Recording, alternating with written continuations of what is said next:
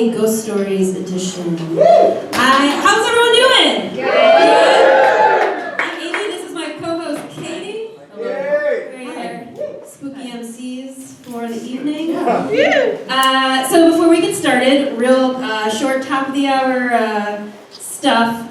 Everyone's going to come up on stage. They're going to share something super weird and creepy that happened to them. To keep things moving, once they reach the time limit, I'm going to play this terrifying mini harmonica. Oh my god. Yeah, it's so scary. Yeah. But other than that, I mean, that's kind of it. I mean, Katie, do you have anything weird that's ever happened I have to a you? lot of weird stuff that's happened, so you have to be specific. But something actually weird happened here. Are you guys ready to be like kind of creeped out in general over the evening? Yeah! Okay. Well, you're actually in a haunted building. Oh my gosh! Well, it's kind of haunted. Well, let me get to it. So the Go Comedy Theater is like, there were 4 people that owned it. And unfortunately, sorry, I'm already scared. Unfortunately, last year, one of our owners passed away, but he's definitely still here. And a couple of weeks ago, Patty, the bartender, and I were in this theater hanging out after everyone had left. There was no one else here, and we were just talking about ghosts and creepy stuff, and the work lights came on. These are the theater lights. Those are the These work lights came on. Gerald? Oh. Yeah, that happened again. So that happened, and none of us were near any of the lights. And it happened just as someone said, like, I want something spooky to happen. Boom, lights came on, and we're all like, shit. And then we were like, maybe it's Gerald. Maybe Gerald's hanging out. This is actually called the Gerald Knight Theater, so it's definitely him. And as soon as we were like, hey Gerald, the lights went off. I mean, he gets to decide when he comes on stage, so Yeah. technically you're in the show, but we'll see. Or he's here right now. Hey, Gerald. Good call. But yeah, that's the scariest thing that's happened to me, besides my taxes, which were due the other day. Good tip. Do you guys want to meet our first storyteller? Please welcome to the stage. She is an improviser. She's in the troupe Cougar Den. Please welcome Jen Clark. Hey,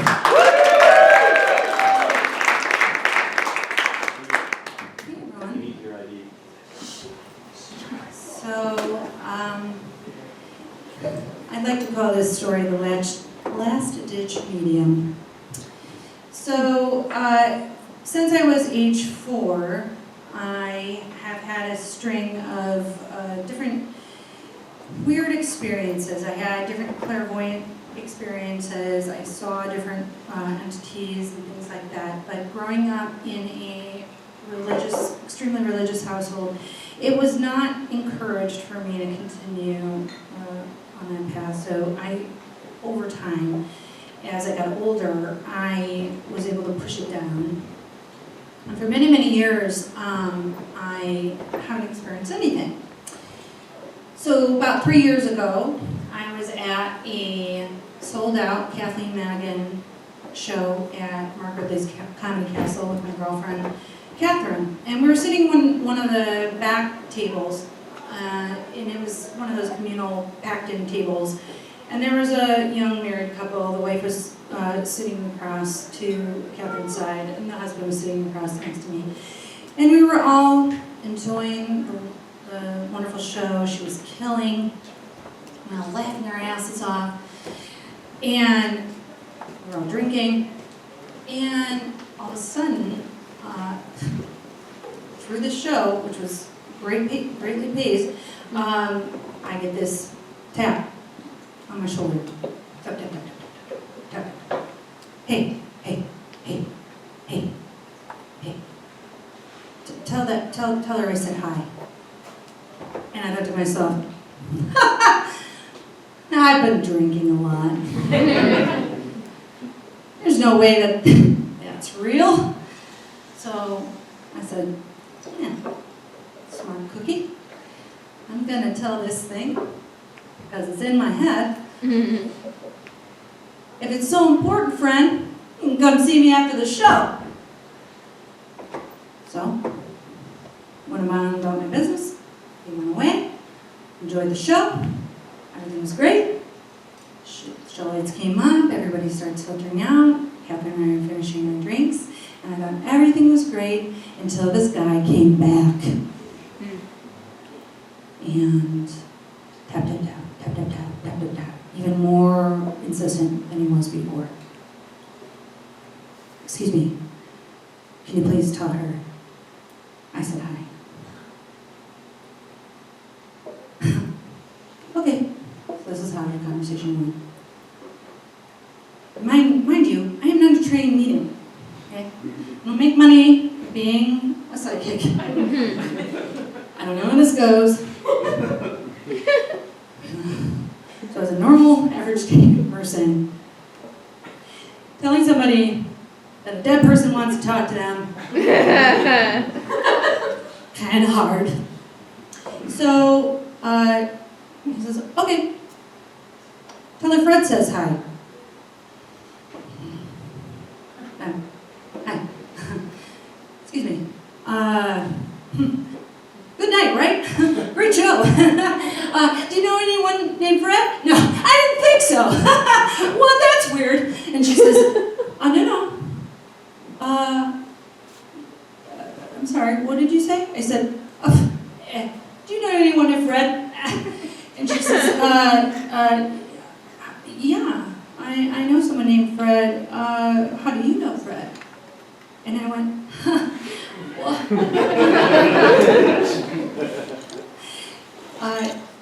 he's here.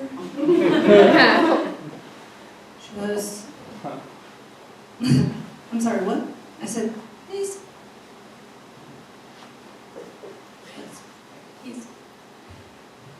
talking to me. Oh. And she says, is this a joke? I said, no. No, unfortunately not. He wants to say hi. She says, okay. Okay. She says, what does he have to say? I said, well, first he'd like to describe what he looks like. She says, oh, okay, let's hear it. I said, okay, well, he has, and he presented himself in like a full, like I can see him now. He had slicked down brown hair. I said he's dark brown eyes. I said he's always clean shaven. He hates beards. He wears, likes to wear button-down shirts. He also likes to wear head-to-toe tilt, which is really weird. And she goes, oh, I can't. And she walks away. Walks away. And the husband goes, I'm sorry. My wife works for a nursing home, and Fred was one of her patients, and he recently passed. And she eventually comes back. And she sat down, she collected herself, and she says, okay. What else does he have to say? Well, I said, for some reason, he's saying that he loved to dance. He called himself Fred Astaire as a special nickname. She says, oh my God, yeah. And I said, and I don't know, he was connected to you. He thought you looked like a flamenco dancer. He was a beginning to dance, and also he was connected to you guys because you were both Catholic. And she's like, absolutely, I am. And everything that followed, it was like everything that I said was validated. She says, okay, if you know so much about Fred, tell me how he died. So I said, okay, well right now he's showing me, he's clutching his chest and he's in a ball and there's an 8-foot table of food, packed with food. I said, I don't know what that means. She says, he died the day after Thanksgiving from a heart attack. So everybody at the table is freaking out. Everybody's crying. Everybody's just literally shaking. And she said, well, why? Why does Fred want to talk to me? What is the big thing? I just took care of him. I don't know what it's about. And I said, all that he can tell me is that you were special to him. You treated him really well. And you were a friend to him when he needed it. And I guess what he really wants to tell you is that it's nothing creepy. He just loved you, and he wants you to know that where he's at right now, he's safe, and he's happy. And so, and she was asking me, what else does he have to say? What else does he have to say? And he faded away.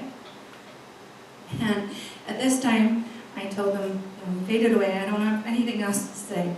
And of course, my friend Catherine, who was drunk of her ass, goes, I did not know that she could do this! And I looked straight at her and I go, I didn't know I could do this! And so, apparently, if I'm just the right amount of drunk,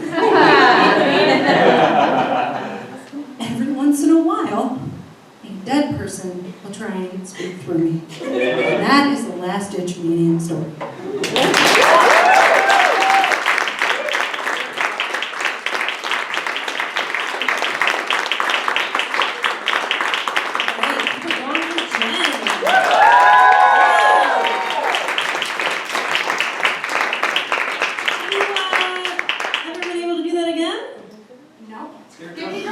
Okay, you guys, we have a lot of specials tonight. We don't have expensive drinks, so let's work on that tonight. Okay, our next storyteller, she is a ska singer for the band Pineapple Hill, at least as of right now. Please welcome Ray Vandermeer.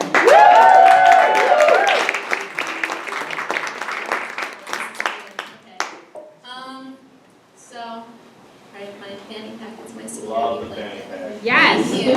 Thank you. It's convenient. I like it. Okay. Anyways, so throughout my life, I've had a lot of paranormal experiences. I guess I'm not like a clairvoyant or anything. Like I can't see, your dead patient or anything, and I don't know who killed John Benet Ramsey. I have theories, but it's not because I'm a psychic.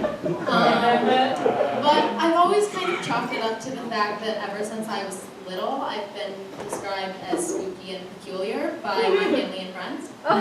So I've been kind of open to the spooky and peculiar. So I have a lot of stories I could tell you. I grew up in a haunted house. I have collected many haunted things.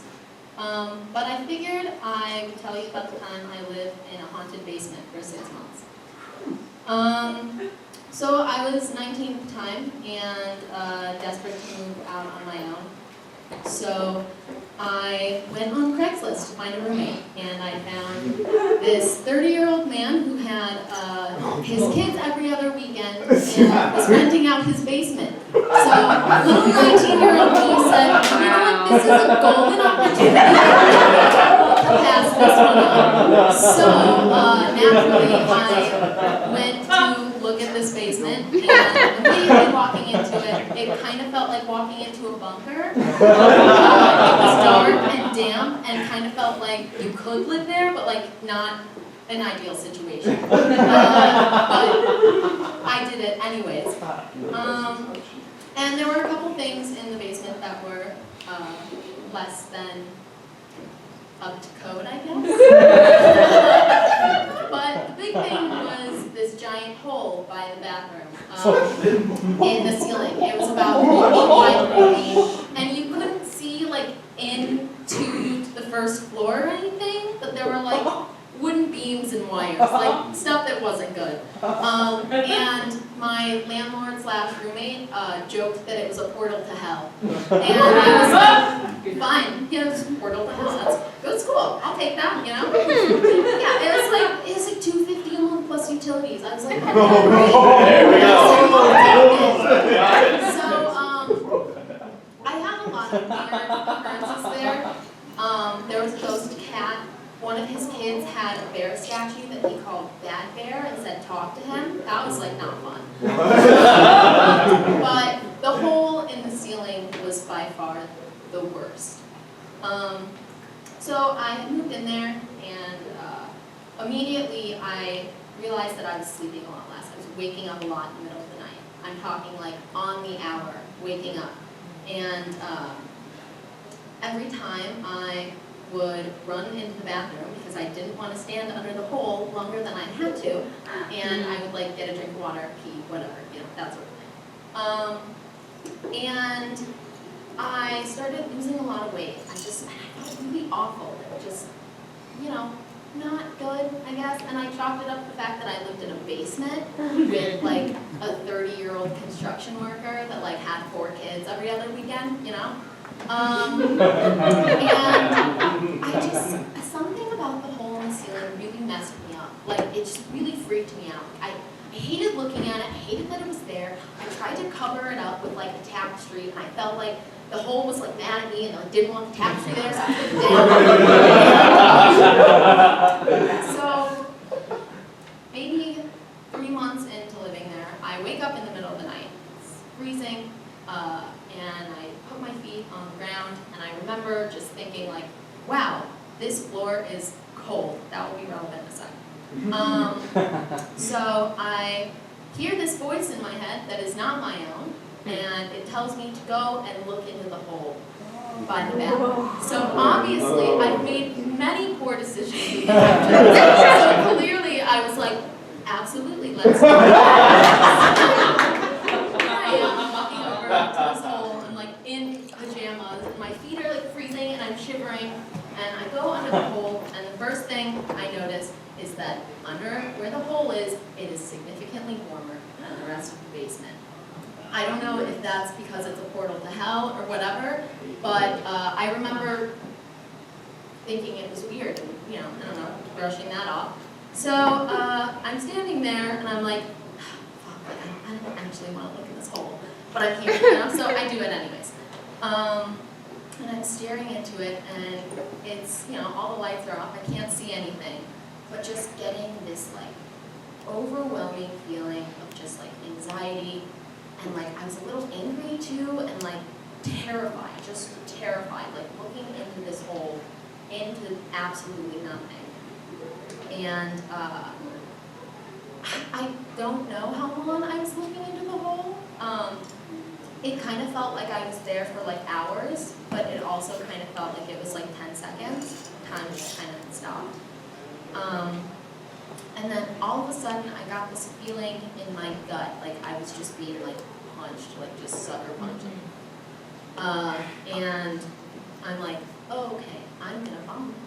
So I run to the bathroom, do that, surprise, and I just had this like feeling, I was like, something is like in that hole. I don't know what it is, I don't know who it is, if it's a thing, a person, whatever is like up in there is angry, and it doesn't like that I'm here, and it wants to kill me.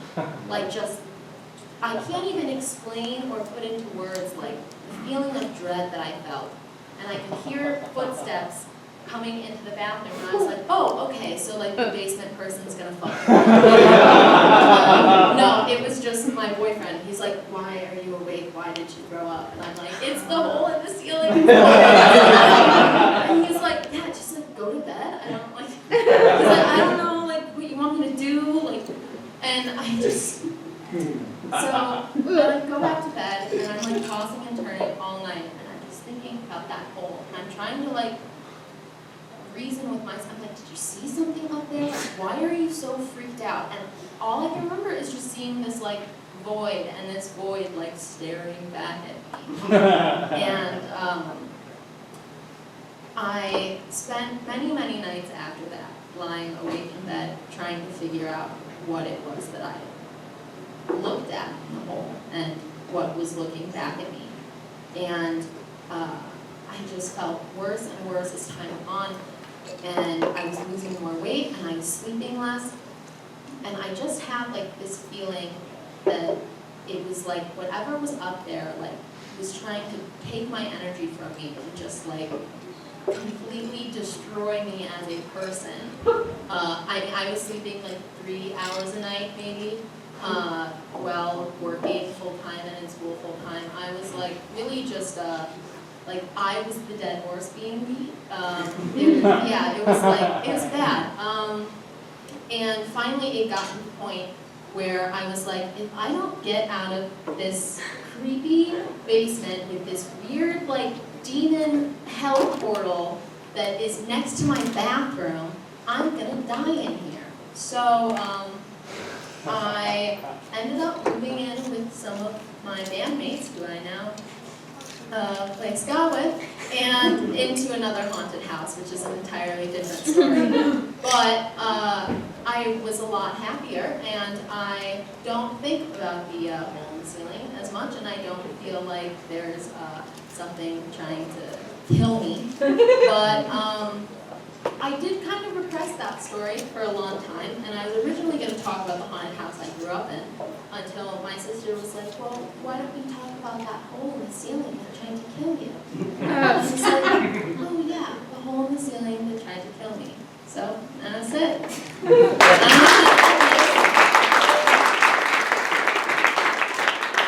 Go hooray, everyone! So many lessons in that story. I think I overpaid for my college house. $292. There was a shitty basement, but I mean- felt like I was gonna die. So Most things you get on Craigslist do suck the life force out of you one way or another, so I mean, whether it's a black hole or not, or bike. It's the only thing I've ever bought on Craigslist. So our next storyteller, he's a man of many talents. He's an improviser, he writes puppet shows, he does it all. Please welcome Jeff Mance. He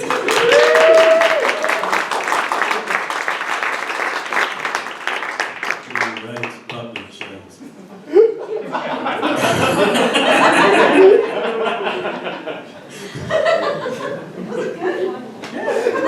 Technically.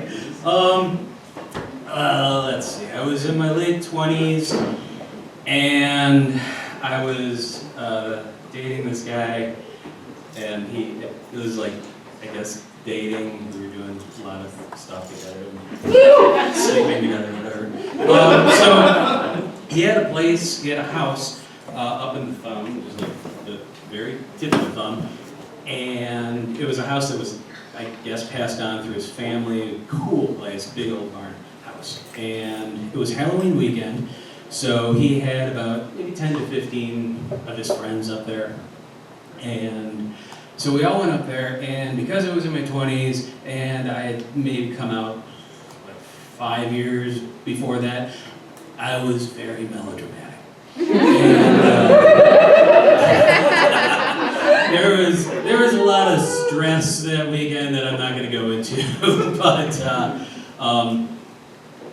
it was like, I think it was like Friday or Saturday night, probably about 1 in the morning, and everybody was asleep. So we were sleeping on the pull-out bed in the like the sofa sleeper in the living room, fireplace right in front of us. There were like people sleeping on the couches around us, on the floors and sleeping bags, whatever. So I'm just laying on my back, couldn't get to sleep, but my eyes were closed, and I'm just kind of like, just stressed. And I felt something like, kind of like right here, right above my foot, and it felt like a bug or something just crawling at me. I'm like, fuck, we're in the country. So I just like, I remember just shaking my left foot, and it went away, and I just lay there with my eyes closed a little bit more, thinking like, stress. So,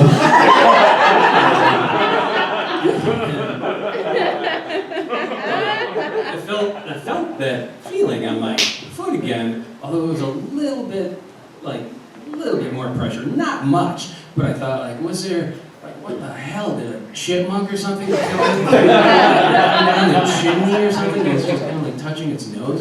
Okay, get off me. So I shook my leg again, and then a few minutes go by, still laying there, eyes closed, complete darkness, and I felt it again, but now it was on both of my legs, same area.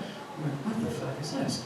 And it went from that to kind of like touching a little bit more, and then I very clearly felt two hands kind of slide and grab both of my legs right above my ankles. And I thought, okay, it's Halloween weekend, somebody's screwing with me. Really, really funny. So I feel like somebody holding my legs like that And I just opened my eyes expecting to see like somebody else there, like funny, and there was nobody there. And I still felt the hands on my legs. And I leapt up over the back of the couch and, paraphrasing, exclaimed, "Holy fuck! What the fuck? The entire house, everybody wakes up in the house. And they were like, what the hell? And I was just hyperventilating. I'm like, nobody was under the bed, like just reaching over, like trying to screw it. Like, everybody's like, what are you talking about, Jeff? Loon? Like, go. So they calmed me down, kind of, and as much as they could, and eventually everybody else went back to sleep. I'm laying there, didn't really get much sleep that night. So the next afternoon, people are kind of mentioning it, and I'm like, you know what, I'm really exhausted. And, somebody said, there was another couple, this guy and a girl, and they were like, hey, just take her guest room. Bright light, middle of the afternoon, just go there and get some rest. So I went to the guest room, and door open, windows, open, lights on and everything, and I was like, I just need some sleep. So I'm just turned to my side, laying with my eyes shut, and I'm like, I finally can get some sleep. And somebody else came in and sat on the bed, and I was like, hey. And I opened up my eyes, and there's nobody there. I burst out of bed, and I was like, I'm not sleeping. I am not sleeping this weekend. And later it was revealed, like, oh yeah, our family always said the house is kind of haunted. Great, that's fantastic. And I honestly don't remember much of the rest of the weekend there, but in retrospect, I've told myself, with all the stress I had going on that day and that weekend, if that was, say, a person with the physical form doing those same things, it would have been comforting. It would have been somebody sitting on the edge of the bed going, hey, Jeff, it's okay. Or kind of like how somebody will put their hand on your shoulder and just, give a little squeeze, like, you know what, everything's okay. Obviously, if it's somebody without a physical presence, it's not really that same level of comfort. But I like to think, if I'm, not a little bit out there, if it was something without physical presence, it was trying to comfort me. And going forward, and since then, I am open to absolutely no other interpretation of that.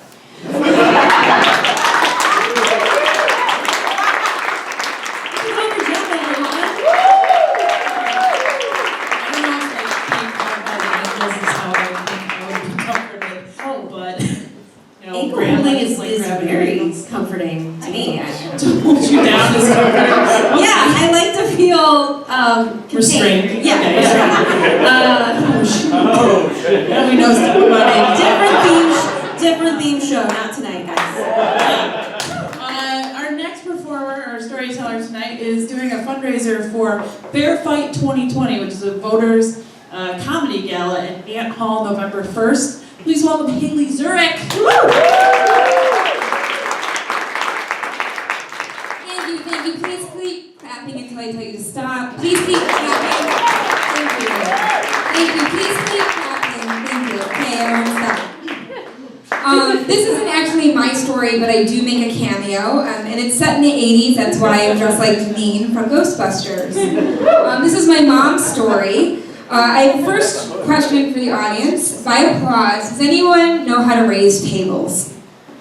Perfect. You're going to learn something tonight. Is everyone thrilled by that? Yeah. This is practically PBS, kids. Okay, so the story begins. It's the late 80s, early 90s. I'm 4 years old. Everyone say aw. Aww. I know. My mom is in her early 30s, and she does what a lot of stay-at-home moms did at that time, which is she decided to go to beauty school.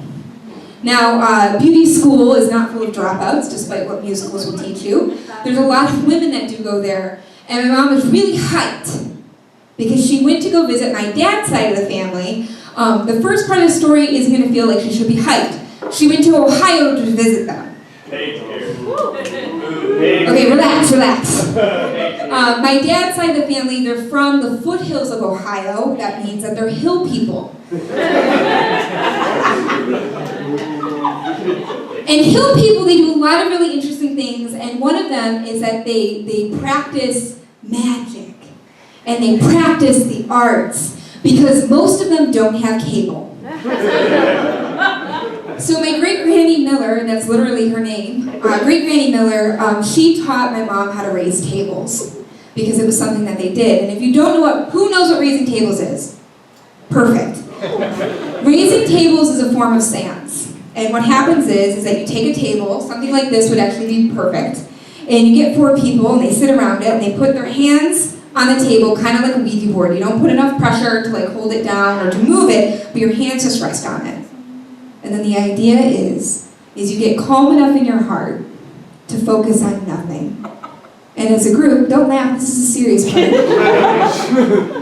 They get calm enough to just focus on nothing, to give space for someone else to show up.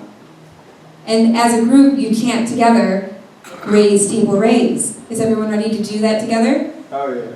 We all have to say yes, that's how consent works. Is everyone ready to do that? Okay, so now hush. I'll tell you when we say it. So on 3, we're all going to say raise, table, raise. Ready? 1, 2, 3. Raise, table, raise. Raise, table. This is not Netflix. I can see you. Cut. That's how it works. Okay? Now the thing is, my great-granny Miller, she was a spiritualist, so she spent times hunting ghosts and eating herbs, and I bet at some point she learned how to do something. But she taught my mom, and my mom was so hyped. And so she walked in, and she had curly hair without a perm, and she liked to always project that in the story. So she rolled into beauty school with her giant, gorgeous hair. I can't do that, genetics. So she walked in and she told her girlfriends, I learned how to raise tables. And they were like, girl, shit. She was like, yeah. So my mom was like, so she was like, can you come show us? So her 2 girlfriends, we're going to give them names. We're going to call Jan is the one that invited her over to the house. Jan, and we'll call the other one Elise because she doesn't really mean anything. No offense to any Elises in here. No offenses to any Elises. Just a name and pick. So, a couple days later, my mom shows up to a house in Warren. I had a feeling a lot of you were from there. She shows, relax. So she shows up to this house in Warren, and it's this very simple starter home. I'm Italian, so I'm going to say something that might make some of you uncomfortable, but I'm allowed to say it. Jan was married to a Dago, and he was sitting in the living room watching Cops in a white theater with a gold chain. Okay? Jan had also just had a baby, which she gently put to bed just after everyone had enough time to say, oh, how cute! And then he put it to bed, and there was a dog. And so he's watching Cops in the other room. And they all go in the kitchen, and you know how white women are. They're all like, we're gonna talk like ghosts. They got their table, and they're like drinking white wine. They are white women. And you know, anytime you ever try to do anything spooky, it always starts off like this, like, you know, like it's nervousness, so it's not your cute laugh. But you're still laughing because it feels kind of silly. But if you do anything that makes you feel silly long enough, you start getting serious about it. And that's why I do stand-up and improv comedy. So they're there. And they have their hands on the table. And they've all started to relax. Now I should add, there was a 4th woman in the room that my mom didn't know. So my mom's at the head of the table, which makes her the facilitator. Jan's on her left, this woman that my mom didn't know was on her right, and Elise was, I guess, here. But we don't really care about her. Their hands are on their table, they're all relaxed, and they start chanting. Ready? Raise, table, raise. Raise, table, raise. Raise, in the distance. My mom really fucking says this shit. In the distance. You could hear the beginnings of a tempest. Okay, Mom. Building. And they continued.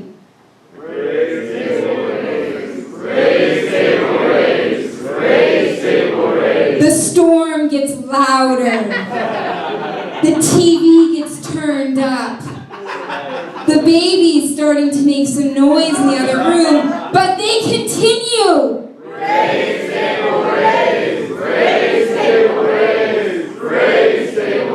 And then the table lifts. Now, when my mom tells this story, she's very clear. If you ever try to raise tables, what you'll experience a lot of is that it kind of like vibrates. I know it's a weird thing to say, but this is where we are. It's like vibrating. But it lifted. And she goes, I've only seen it when Granny Miller did it, and she knew what she was fucking doing. And I suddenly knew. I didn't know what I was fucking doing. And the table lifts. Now, when the table lifts, you can't ask it to spell things out because there's no letters. So you say, okay, we know that you're here. You're going to use 1 tap for yes and 2 taps for no. Do you understand? Okay. Do you know someone at this table? The storm is louder outside. The Dago in the other room is upset.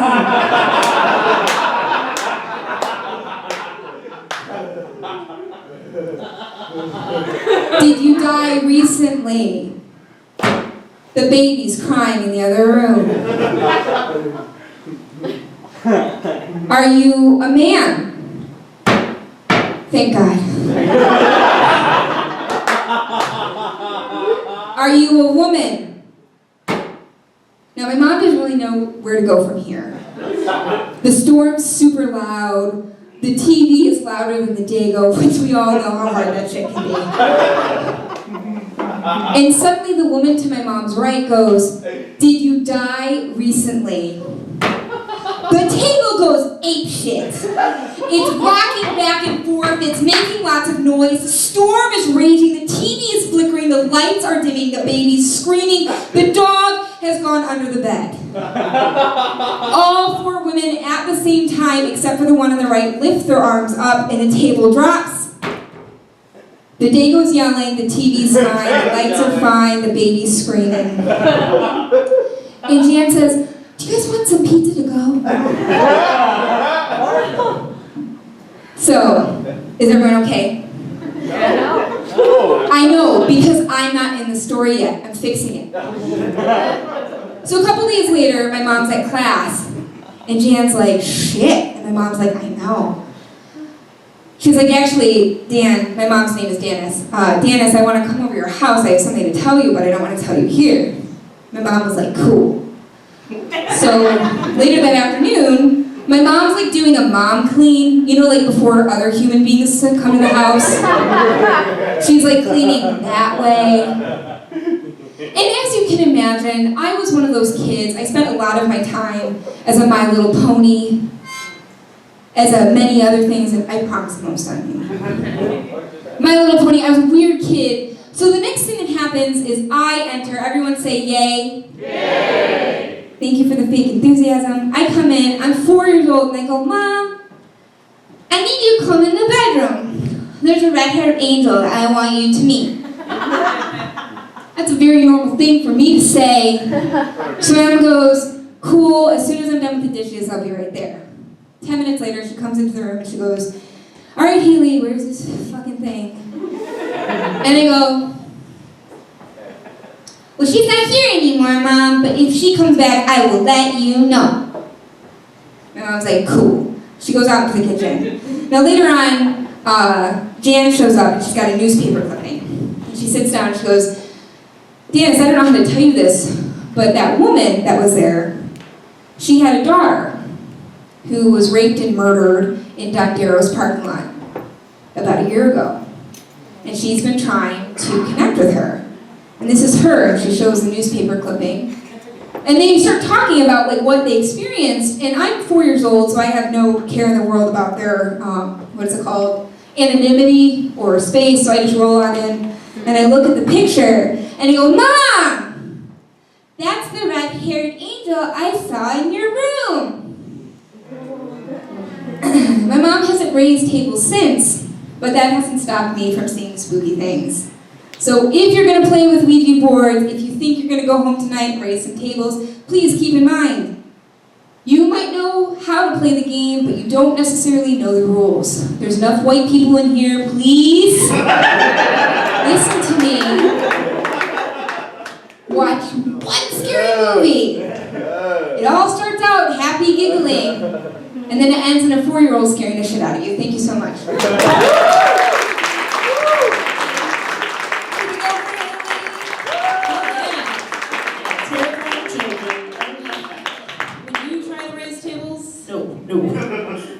No.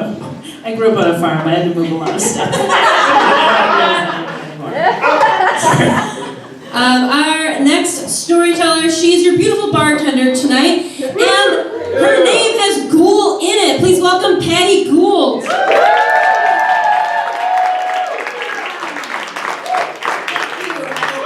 your beverages in approximately 7 minutes. Yes, my last name is Gould, so I am a creepy bitch no matter what. I was born this way. And because I'm creepy, I like to do creepy things. And so when my boyfriend's mom invited me over for a psychic party, I was like, yes, please, let's contact these ghosts. And so I went over. She lives in Howell, so it's super far away, like in the middle of like nowhere, beautiful lake farm. Just come inside. There's about 5 of us. The psychic was super late, and my maybe one day mother-in-law, no pressure, but she was. If she's a psychic, she should have seen the traffic coming. She didn't. She was very, very late. But she came. She was super nice. She like sits down. She was like, okay, I can either give you a reading, contact a dead person. She said it better than that. But or tell you about your spirit animal. And so I was like, yes, I want to talk to Grandpa Gould. You know, he's dead, so that qualifies him. I'm alive, so that qualifies me. And I miss him. He was a nice guy. So he really was. He was really fantastic. So it comes to my turn. My mom was there too. My mom didn't want to contact her dead mom because she was like, all she's going to do is yell at me. And I would rather you just tell me my spirit animal. So it was most people there wanted to talk to a dead relative. And if I have time, I'll tell you like a real spooky thing that happened. But this is about me. So let me tell you. I brought some notes so I don't forget anything. So the psychic says, okay, Patty, it's your turn. Who do you want to communicate with? And I said, I would like to talk to my Grandpa Gould. She said, okay, let me try to talk to him. So she does her like spooky magic, like collect call thing. And she's like, okay. And when you see a medium, they don't speak in normal language. They give you like little clues, which is part of the reason I don't really believe any of it, because it'll be like, ooh, the color red, does that mean anything? I don't know, I see color red 1,000,000 times a day. But, so she goes, okay, there are 3 months that are important to him. June, February, and July. So I'm like, oh, well, he was born in June, he died in February, and I was born in July. Whatever. Good, yeah. And then she goes, okay, the number 5 means a lot to him, but it's broken up. There's 4, and then there's 1. They're separated. He wants to make sure that you know that they're separated. And I said, whatever, he had 5 kids, 1 of them died, 4 of them are alive. Whatever. Good. whatever. The next thing she said, why do you like coins so much? And one of the things that my grandpa did was collect quarters. And I collected quarters as a young child. And I also, just like most people, are very crazy about pennies. I don't pick pennies up unless they're heads up, because I was told by my crazy Auntie Lane, who talks to mediums all the time, that if you see a heads up penny, it means that an angel is looking after you. So I'm like, super, let's like, make sure I do it. Whatever, good guess again, lady. Whatever. And then she says,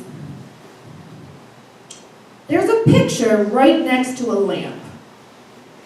And I said, shut the fuck up. Because in my grandmother's house, a photo of my grandpa is sitting right next to a lamp as soon as you walk into the house. But yeah, fuck you. So at this point, I'm like, kind of freaked out, but also kind of excited, because maybe I talked to my dead grandpa, and she said, do you have any questions for him before he goes, I guess, to bed? And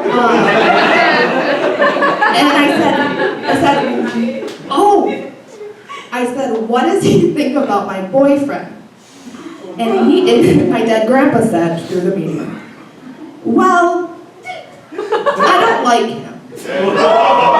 I don't like him at all, I don't trust him, and you better not marry him. And I want you guys to all remember I'm in my boyfriend's mom's house with my dead grandpa talking shit. So I'm like, okay, I won't. I hang up, I don't know. We all had fun, it was great, I head home. Everyone's like freaking out, like, oh my God. My, not mother-in-law, ever, I promise grandpa, contacted her dead mom, and there's a big thing about a ring. Her wedding ring was lost in a fire. And then her sister was also there, and so she was apologizing to her dead mom about this ring being lost. And am I being okay? Should I say deceased or something? No longer with us, Mom? So she's like, I'm so sorry, Mom. Please let my mom know I'm so sorry that I lost her ring. And her sister goes, oh, you mean this one? It just pulls out the fucking ring, right? And she was like, oh yeah, I was gonna return this to you. I just had it for a bunch of years. Okay. Thanks, Ghost Mom. Anyways, fast forward to a couple weeks later, and I'm on my way to a job interview, and I cannot find my keys anywhere. I tear my house apart. I really need this job. It's very important that I get to this job interview. It's a really good opportunity. I'm like, oh, fuck you, Patty. Learn to put your keys away. Everywhere. Every surface I'm tearing apart. And I go in the living room, just defeated, because my job interview is in 20 minutes. It's 45 minutes away. I'm like, well, I'm dumb. So I'm like, oh, Grandpa, just help me out on this one.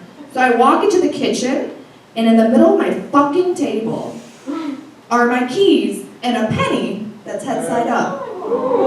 Yeah! And I said, you couldn't have fucking helped me earlier.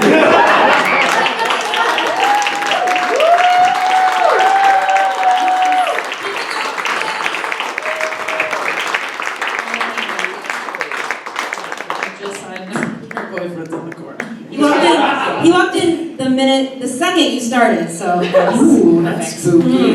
Did he know when she was going? Spooky. Anyway, our next storyteller is a fantastic improviser. He's very funny. He's also one of our stage managers. Please welcome Pete Jacobs.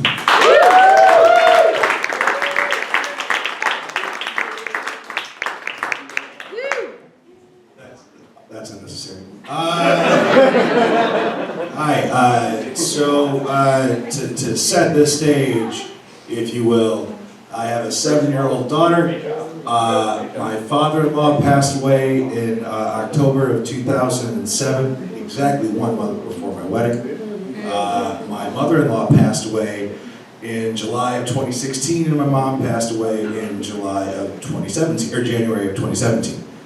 So you know all the players.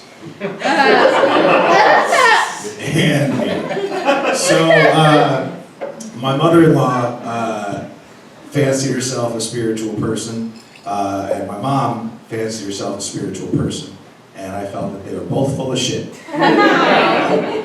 My mother-in-law would always tell stories about, she lived in Arizona, when she was home, suddenly she would smell cigarette smoke, and that was a sign that my father-in-law was visiting. And then her stupid chihuahuas would bark at the smoke smell, and that was the way of Dad saying hi to the stupid chihuahuas. I'm sorry, she called them her chihuahuas.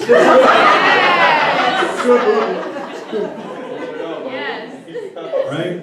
So every time she'd visit, she'd tell those bullshit stories, and my mom, who fancied herself a spiritual person, would eat that shit up with a spoon. She was very spiritual. She would always pray that my great-grandma and my great-aunt would come visit her, and they never did. One of her best friends was a psychic who, every time she would hang out, the psychic would say, "I see great things for Pete.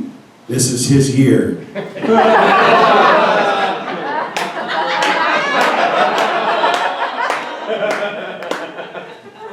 I'm still here. And then one day I was talking to my mom and I said, "So how about her?" Mechi was the psychic's name, or is the psychic's name. She's still around. And I said, "So you were going to lunch with Mechi today. How was it?" She said, "Oh, we had to cancel. She's in the hospital." And I was like, "Oh no, what?" Mechi's water broke that morning. That's when Mechi found out she was pregnant. TV show for that. Yeah, right? And I said, "Mom, you're psychic? Didn't know she was pregnant?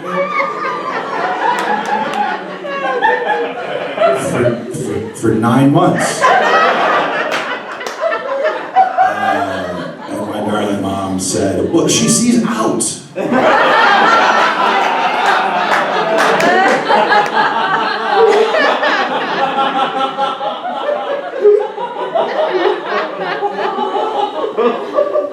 We had fun with that.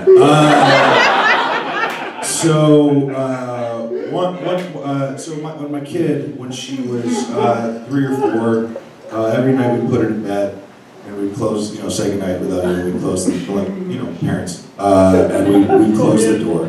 And for about an hour every night, we would hear her talking. Like about her day. Well, she didn't have all the words, so it was mostly like, "Mom." And one day we were like, hey, who the fuck are you talking to? She said, "Oh, it's just my friend. He comes to visits me at night." And I'm like, "Okay." And he asks about my day, and I was like, "Okay, that's cool." So that's not fucked up. And so my mother-in-law would always visit us in May and November, because May had nice weather and November was my kid's birthday, and she didn't give a fuck about what my birthday was. So, so one summer she was visiting us, and she had brought. She usually did this. Every time she would visit, she'd bring us like 2 suitcases worth of bullshit from her house that she felt would mean a lot to my wife, but it really just felt like she wanted it out of her house. And then unrelated to the ghost thing, I would always say, "Hey Mom, you got something for me?" And she was like, no. And then one year, this one died. Wait, we're back. Stage, man. One year she came and I was like, as a joke, "Hey Mom, you get something for me?" She went, "Oh my God, Peter, I found you. I was shopping and I saw these things and they screamed your name. And one of them was a t-shirt that had a tattered American flag on it, with a watermark of a stallion that said Independence. And then one of them was just the fucking tourist map of Arizona. And then one of them was a series of hot rods in front of different types of gas tanks in front of different styles of American flags. These scream you, huh? You scream me, huh? And she's like, hell yeah. And I was like, so what'd you do, pick him up at the airport? And then she didn't talk to me for the rest of the trip. So mom and my wife are there and they're talking and she's showing old pictures and and I forgot one of the players in this story. She pulled out a picture of my brother-in-law who passed away in 1986 when my wife was 12. And it's this old picture and she's like, I realized you didn't have any photos of Michael, which was his name. And I brought you some. And so Susie was like, oh, that's very nice. And she like put them throughout the house and then after she put one in our bedroom, which that's not creepy. My kid comes out of the bedroom holding it and she says, Mom, why do you have a picture of my friend? And everybody freaked the fuck out. And then I went to work to get away from it. So apparently for however many years, my brother-in-law would visit his niece every night and ask about her day, which, cute. So then mother-in-law passes away, and then 6 months later, my mom passes away. We'll see where we want to start with this one. Okay, we'll start with my mother-in-law. So like fucking last week, I was standing on my porch having a cigarette, and all of a sudden, with no one else on the street, I just smelled my mother-in-law's perfume, which is White Diamond. But like so much so that like I was choking on the smell, which is how my mother-in-law wore it. And not thinking, I was like, Jesus, Mom, Susie's not home, she's at work. And then it vanished. And I was like, that's not creepy. And then 10 fucking minutes later, my wife called me and she said, I could smell my mom's perfume in my office so bad I had to go outside. What the fuck's going on? So she checked in. And then lastly, here's how I had parenting hack. I take my kid to school and I have to get up at stupid early o'clock in the morning and then take her to school, and then I come home and then I take a nap that lasts the school day. Because I'm a parent. So last year, we'll say, I don't remember when it first started. Anyways, I take my kid to school and I go home and I get in bed and I can't sleep, and it's weird because I like sleep and I want it. And I'm alone in the house because my wife has the real person job and I work at theater. And all of a sudden I hear our front door open. That's, weird. And then I hear footsteps that come from the front door all the way into the bedroom. And then, because I'm a mature adult, at that point I just pulled the covers over my head. If they're gonna rob the place, they won't check the lump in the bed. And then, after I hear footsteps come in the bedroom, I feel the end of the bed depress as if someone is sitting down. And again, as a mature adult, without looking, I just did this. And the feeling of someone sitting on the bed vanished. And then after another minute, I felt it happen again. And then I was like, all right, I'll look. I'm gonna throw the blanket off my head and there's nothing in the fucking room. And the door's fucking locked. And that's weird. And so I lay back down and I'm like, all right, I was almost asleep. That's clearly what it was. And I lay back down and I try to get comfortable and I still can't fall asleep. And then I hear the footsteps come back in the house and through the door, and then the feeling of someone sitting on the bed, but like right next to my back. And then I feel a hand on my shoulder, like kind of like doing one of these. And I fell asleep like that. And then I woke up and I was like, well, that's fucking creepy. And then I remembered that when I was a kid, if I wasn't feeling well and I couldn't fall asleep, that's what my mom would would do. She would sit on the side of the bed and she would rub my shoulder until I fell asleep. Yeah, right? No, it's true. That's what she fucking did. And then since then, it's probably happened like 4 or 5 times. If I can't fall asleep, I'll feel someone sitting on the bed and someone put their hand on my shoulder. And I fucking experienced it. But also shut up. So every now and again, my mom will visit, and right before I fall asleep, I'll always say, "Hi, Mom," and then I fall asleep, and then I have a really cool dream that we're like going out to lunch and shit. I guess they weren't full of shit. That's weird. That's it. Thanks.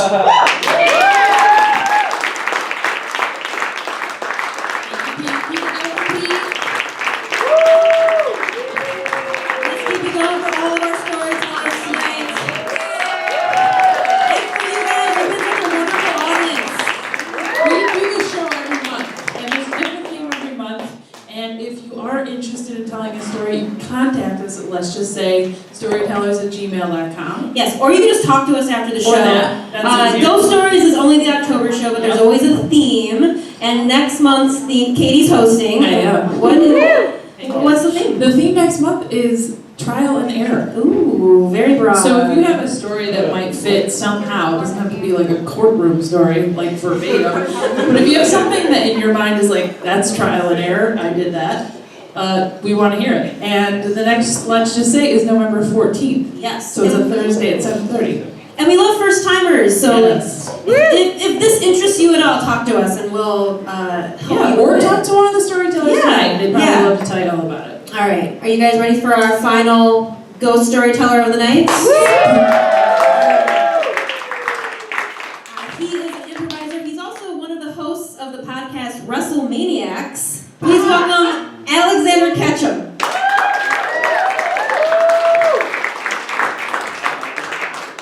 Thank you very much. It was actually a year ago, the first time I ever saw this, let's just say, at the Halloween show last year, and it's one of my favorite events, so I'm very happy to be here 1 year later. Another fact about me you may not know, I don't like mirrors. I'm not a fan in general. I'm especially not a fan of mirrors in the dark.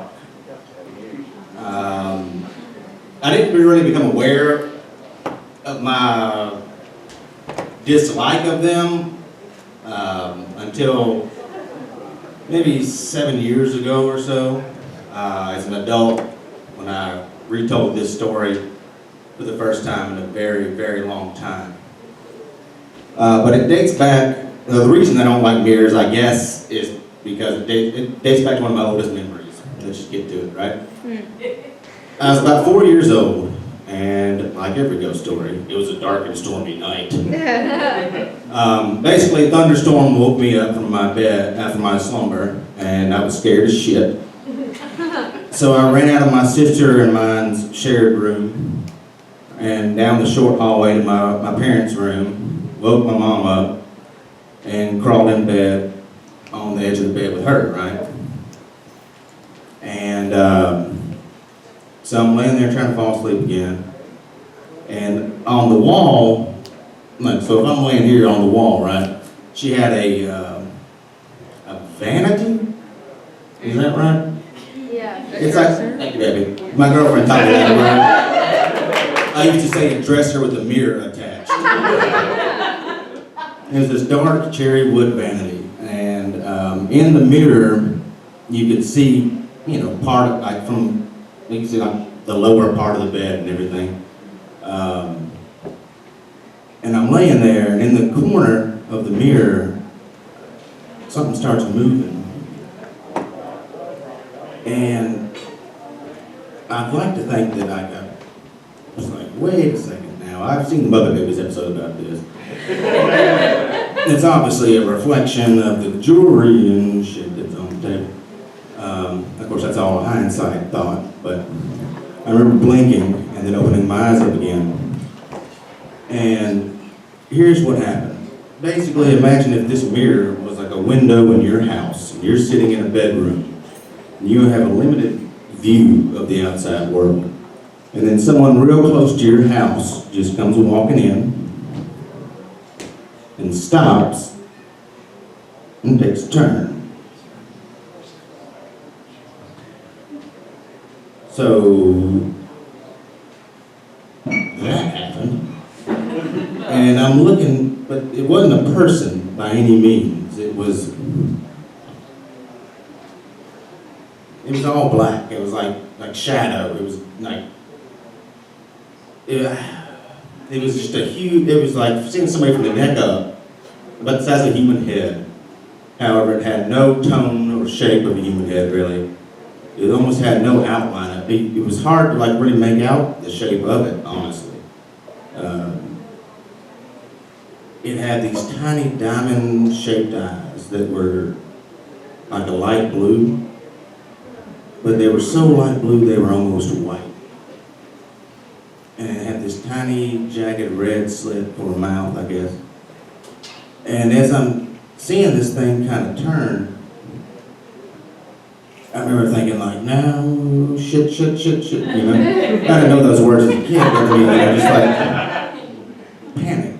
And I blinked real hard to make it go wise up again and looked at it, and then it turned full and tilted its head like this and looked right at me. And have any of you ever been petrified with fear? Like literally petrified with fear? Because I found myself in the safest place that a child could be, in his parents' bed. I remember my mom's arm around me, staring eye to eye with this thing. And I could not move. I could not look away, and even if I could, I probably wouldn't have. Because the only feeling I can use to describe it is like when you turn a corner and there's that rabid dog and you meet it eye to eye, and you know if you look away, shit's gonna go down. And that's, again, a description as an adult looking back. But I do vividly remember tears rolling down my face. And I'm just lying there in silence. That's how I felt too. Tears rolling down my face and like dripping off my nose from the side. Because I was like laying on the side, right? And this thing just looking at me and then kind of smirking. And I can tell you that it felt like, and still in my memory, hours. But as an adult, you know, we've all been in situations where high intensity, high stress feels like a longer period of time. So, but I have no idea exactly how long it was. But it felt like forever. And eventually, something changed. I don't know if it was me just slowly building up the courage, or maybe it blinked or looked away or got bored, I don't know. But I just remember sitting up and screaming at the top of my lungs, "Turn on the lights, turn on the lights, turn on the lights, turn on the lights, turn on the lights." And I see my dad jump out of bed, like running. Like running in midair like a cartoon character. Like mom shot up, like everything just was happening in super fast in reality, right? It's the fastest I've ever seen my dad move, ever. I ever saw him move. So he gets up and he's going from this side of the bed across the room. Well, let's say I put the mirror over here earlier, right? So I'm lying here. So he's jumping up from over here, going across to that door where the light switch is. And the face looks at him, looks at the light switch, looks back at me, and then just walks slowly out of the mirror right as the lights go up. Oh my God. So I mean, like literally, the back of his head was disappearing out the side of that wooden mirror as the lights flipped up. And it's all like, you had a bad dream. You had a bad dream. No, because I saw you run into the light switch, and I saw that face still in the mirror, and I saw it walk away. So, I suppose if this happened to me as an adult, it probably would shatter my reality. Luckily, I was a child when I adapted.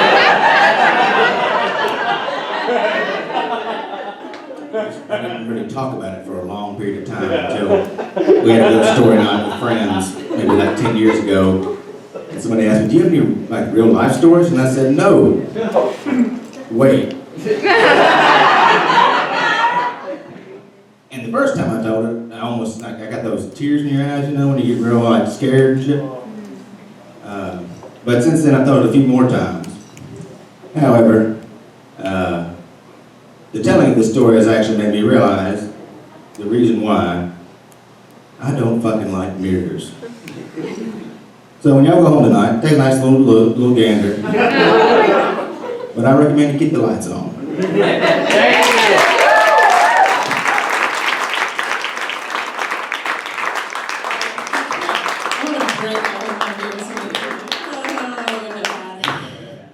Hey, that's our show, guys. Oh my gosh, did you guys have a great time? Is that a great way to start?